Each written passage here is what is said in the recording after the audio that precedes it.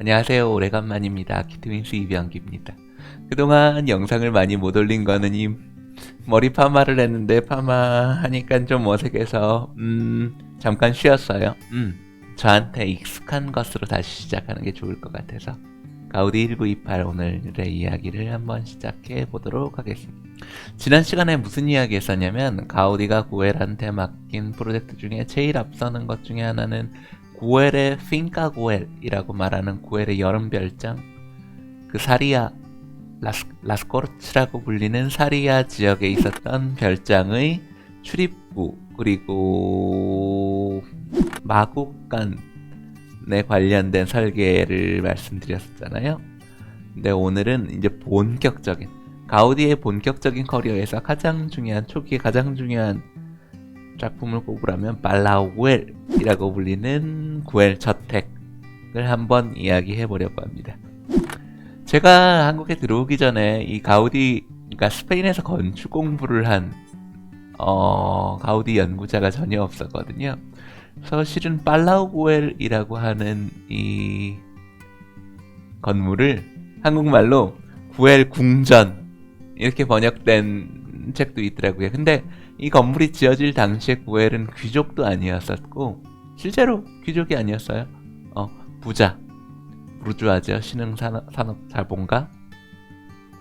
그러니까 궁전, 무슨 대웅전처럼 이 전자는 굉장히 거대한 단어잖아요. 철학적으로. 그 의미상 너무 거대한 궁전이라는 말은 익숙하지 않은 것 같고요. 바르셀로나 지역에서 카탈루냐 지역의 느낌으로 발라세테 그리고 발라시오 이렇게 말하면 귀족들의 저택, 귀족들의 저택. 그래서 발라세테라고 그러면 뭐 넓지도 않아요. 전면이 한 구도심에 가보면 예를 들면 프린세스 아길에 있는 피카소 미술관 있죠. 피카소 미술관이 하나 발라세테를 한 5개, 4개인가 5개를 붙여서 만든 겁니다. 전면이 이렇게 짧게 되어 있고 뒤로 조금 길고 안에 들어가면 파티오라고 앉을 정원이 하나 있고 하나 둘 셋 보통은 한 3층 정도 되는 이런 것들을 보고 발라세테 역시 작은 팰리스라는 뜻이죠. 근데 이걸 보고 궁전이라고 번역할 사람은 없지 않겠어요. 그러니까 구엘 저택 귀족들이 사는 집이라고 해서 저택이라고 하는 것이 뭐 적당하다고 생각합니다. 여튼 구엘 저택이라고 하는 곳 한번 이야기해보죠. 에우세비 구엘은 가우디에게 꼰데 데 아살토길, 지금은 노우 데 람블라스라고 이름이 바뀌어 있는데 꼰데 데 아살토가 옛날 이름일 거예요. 아마 거꾸로인가? 맞을 거예요.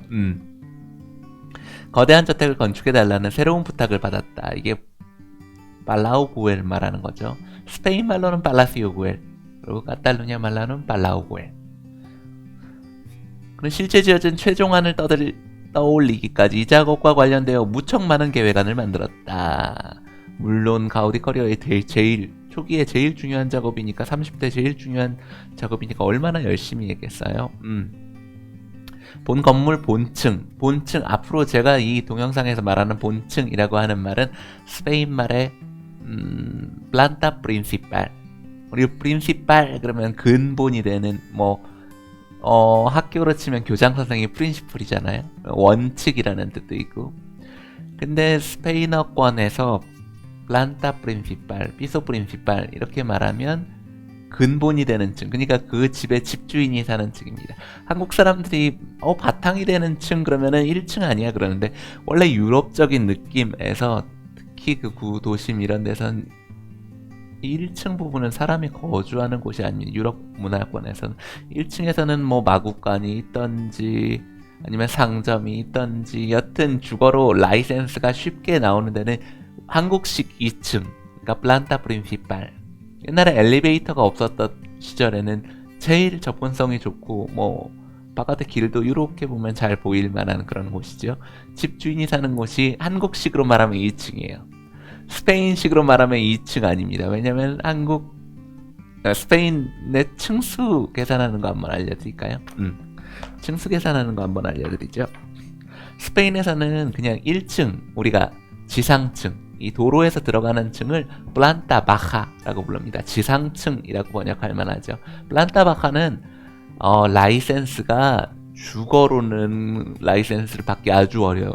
받을 수는 있는데 돈을 아주 많이 내야지 돼요. 그리고 여기서 채광, 환기 이런 것이 주거로 사용하기에 적당하다는 허락을 받아야지 되기 때문에 경제적으로 뭐 전혀 크게 좋은 옵션이 아닙니다. 그래서 1층은 상점 아니면 뭐 여러 가지 시설의 상업 시설들 그리고 창고 이런 것들로 사용할 수 있고, 시내에 벗어나서 상업적인 목적이 전혀 없는 그런 동네에서는 뭐 주로 차고나 뭐 이런 것들로 사용할 수 있습니다.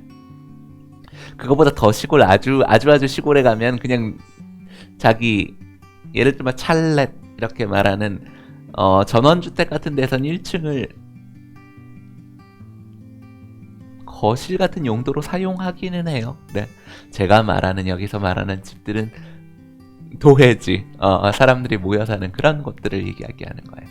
여튼 제일 밑에 층이 지상층이 플란타 바카라고 하고요. 이 에이샴플라, 그러니까 바르셀로나 신시가지 같은 경우에는 2층의 높이가 약 4.7m쯤 됩니다. 대강 4.7m는 한국 사람 느낌으로는 거의 2층 높이에요. 그래서 밀라 주택도 그렇고요. 많은 주택들이 1층 이 도로에서 들어가는 층을 잠깐 이렇게 내려와서 쓰는 집들이 많이 있어요. 밀라 주택도 그 출입구에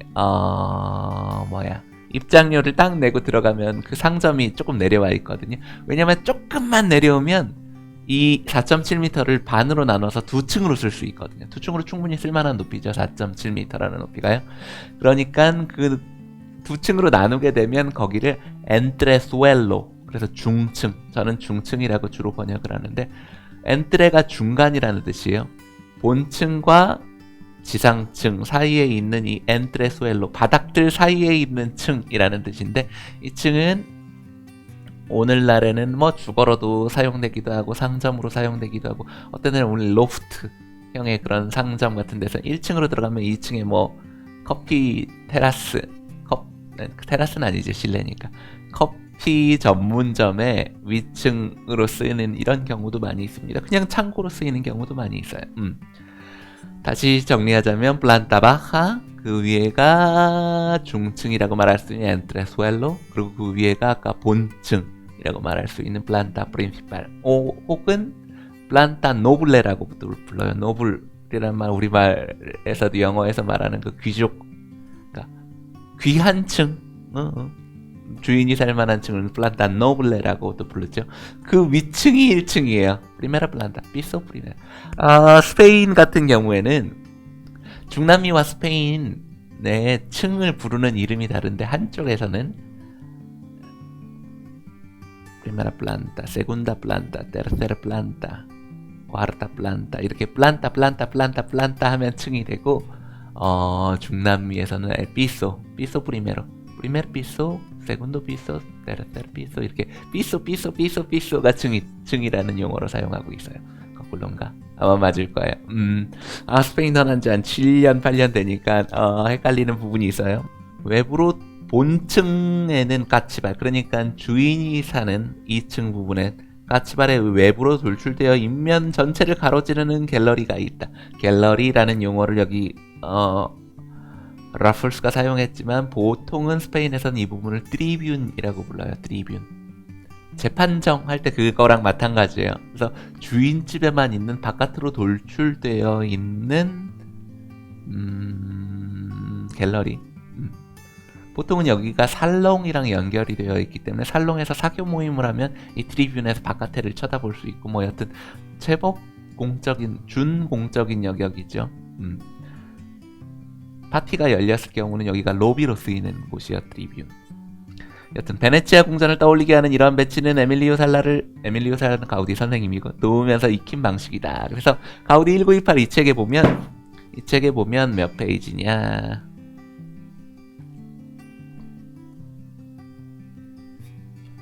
106페이지에 최종안이 정해지기 전에 가우디가 했었던 하나의 대안, 알트 중에 하나였었던 구엘 정원의 구엘 저택의 정면 파사드 도면이 실려져 있습니다. 굉장히 평범한 도면이에요.